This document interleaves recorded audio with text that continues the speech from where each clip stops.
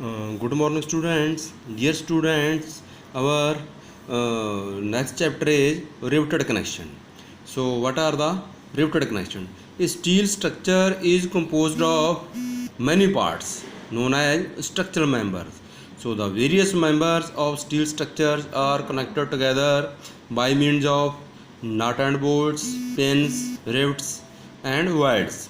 So, nut and bolts are used where the various members are required to be disassembled and the structures are not subjected to vibration. Disassembled means the parts can be disassembled means ਮਤਲਬ parts ਨੂੰ ਵੱਖਰਾ ਵੱਖਰਾ ਕੀਤਾ ਜਾ ਸਕਦਾ ਹੈ ਤੇ ਦੁਬਾਰਾ ਫਿਰ ਉਹਨੂੰ ਅਸੈਂਬਲ ਕੀਤਾ ਜਾ ਸਕਦਾ that is called disassembled so nut and bolts and pin joints are used where the components can be separated or disassembled. So rivets and welds are used for making permanent joints in the steel structure. So what is riveted joint? When rivets are used to connect the structure members of a structure, then the joint is called riveted joint and the process or method of jointing is called riveting. So what is rivet? A rivet is made out a rivet is made from the round bar of mild steel. So rivet consists of head. Rivet consists of head and a body called shank. So this is the head of the rivet and this is called the body or shank of the rivet. And the size of the rivet is given by the diameter of the shank of the rivet. So the D is the nominal diameter of the rivet. Size of the rivet is given by the diameter of the shank. So practical application of rivets. Rivets are used in the structural connections for the construction of steel framed structures for factories, shops and workshops. So rivets are also used in the structural connections in steel bridges, ship buildings, boilers, etc. Type of rivets. So the different type of rivets are used are according to their shape of the rivets. So they are snap headed rivets, pan headed rivets with tapered neck, round countersunk head rivets, flat countersunk head rivets and flat headed rivets. So this diagram shows the different type of the rivets: snap head, pan head with tapered neck and round countersunk head, flat countersunk head and flat head. So snap headed rivets are most commonly used. So snap headed rivets are mostly used. Pan headed rivets are used where the flat surface is desired, and countersunk rivets are used where it is desired to have a flush surface. So rivets are also classified as hot driven rivets, cold driven rivets, shop rivets, field rivets, power driven rivets and hand driven rivets. Hot rivets. So these rivets are heated to red hot before driven in position. So the pressure is then applied to force the heated rivet in the hole and to form the driven head. So then cold driven rivets. So these rivets are driven in the cold state, that is at atmospheric temperature. So a large pressure is applied to form the second head. So then shop rivets. These rivets are shop rivets. These rivets are driven in the shop under better control and conditions. So shop rivets are stronger than field rivets. So then field rivets. So these rivets are driven at the site of work. There is less control on the process of fabrication, resulting into less strength of rivets. Power driven rivets. These rivets are driven either by hydraulic power or pneumatic power. So then hand driven rivets. These rivets are driven by hand, and hand driven rivets have less strength than the power driven rivets. So next is method of riveting. So the fabrication of rivets is done in the two operations. First is drilling of holes. Holes are drilled or punctured first in the structural members such as plates, angles, etc. to be riveted.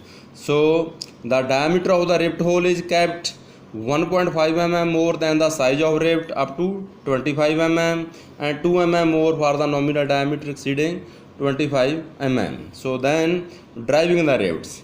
The rivet is heated to cherry red hot, that is at 550 degrees Celsius to 1000 degrees Celsius. It is then inserted in the hole. It is then inserted in the hole from the bottom side. So like this, it is inserted in the hole from the bottom side. So then by pressing firmly one end of the rivet, so then The other end of the rivet is given a number of blows to form the second head. So in this figure, by pressing formally one end of the rivet, the other end of the rivet is given a number of blows to form the second head. The hot rivet becomes plastic, expands and fills the rivet hole completely in the process of forming the head at the other end. So then caulking and fullerene operation.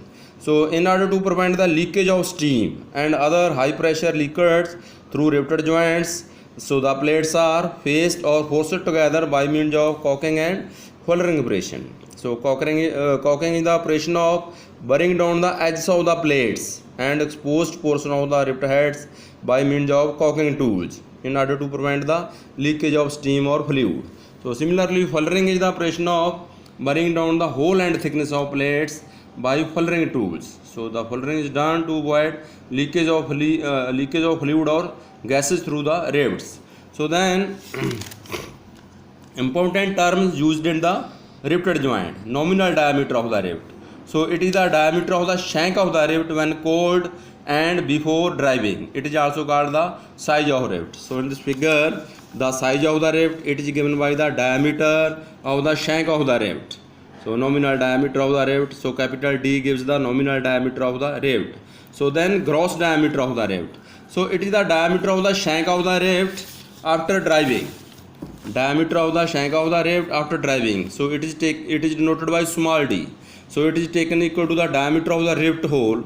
So it is also called effective diameter. The diameter of the rivet hole is kept 1.5 mm more than the size of rivet up to 25 mm and 2 mm more for nominal diameter exceeding 25 mm. For example, for 20 mm diameter rivets, gross diameter,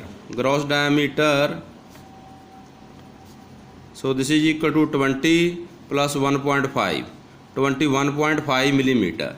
So for the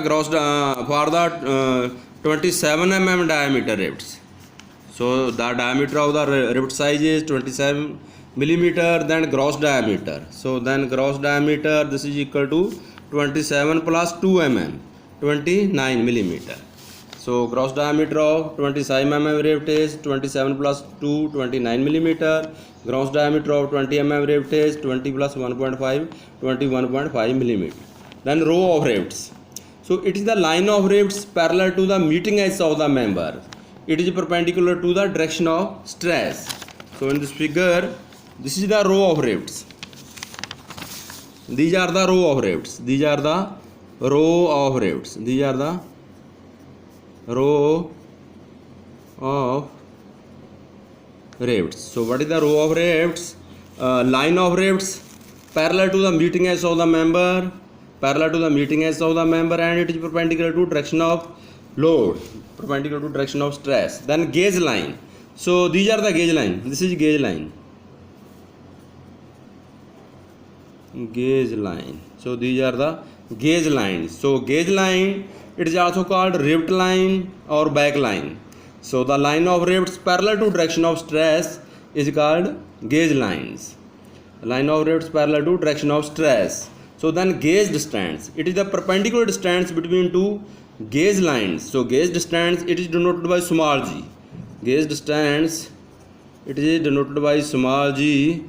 So it is the perpendicular distance between two gauge lines. This is one gauge line, this is the second gauge line. So the perpendicular distance between two gauge lines is the gauge distance. Then pitch of rivets, it is the center to center distance between any two adjacent rivets. देखो, center to center distance between any two adjacent rivets is the pitch of the rivets, denoted by small p. So then length of the joint, it is the length common to the meeting edge of the main member being connected. So this is the length of joint, the length common to the meeting edge of the main member being connected. So length of joint. So then edge distance or margin.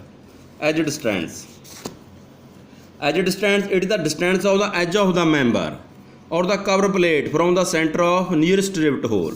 So this is edge distance. This distance is edge distance. Distance of the edge of the member from the center of the nearest rivet hole. So this is edge distance. It is denoted by small m. So then diagonal pitch. It is the diagonal distance, diagonal pitch It is the diagonal distance between the center of two rivets and the adjacent rows.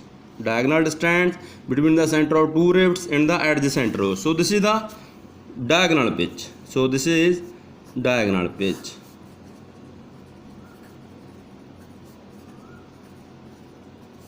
Diagonal pitch is the diagonal distance between the center of two rifts and the adjacent rows. So these are two different rows. So then staggered pitch. The distance between staggered pitch, the distance between any two consecutive rifts. So consecutive rifts means one after the other in a zigzag rifting. So this is zigzag rifting. This is zigzag rifting. The distance between any two consecutive rifts. So the distance between any two consecutive rivets in a zigzag rifting measured parallel to the direction of load is the staggered pitch. So this is the staggered pitch. This distance is small s. This is staggered pitch. So what is staggered pitch? The distance between any two consecutive rifts. Consecutive means one after the other. So first, second, third, 4, 5, 6, 7. The distance between any two consecutive rifts in a zigzag rifting measured parallel to the direction of load is the staggered pitch. So this is the staggered pitch denoted by small s. Then lap. It is the distance between the edges of the two overlapping plates. This is lap. Distance between the edges of two overlapping plates in a lap joint or between joint and the end of cover plates in a butt joint. So what is the lap? It is the distance between the edges of two overlapping plates. This is lap in a lap joint, or distance between the joint and the end of cover plates in a butt joint. So then next is gauged plates. What are the gauged plates? Gauged plates are thin flat plates. They are used for joining various members of a truss. So gauged plates are also attached to the flange of the column to transmit the load coming on the column to the base plate. So the minimum size of the gauged plate is taken as 6 mm. Thank you.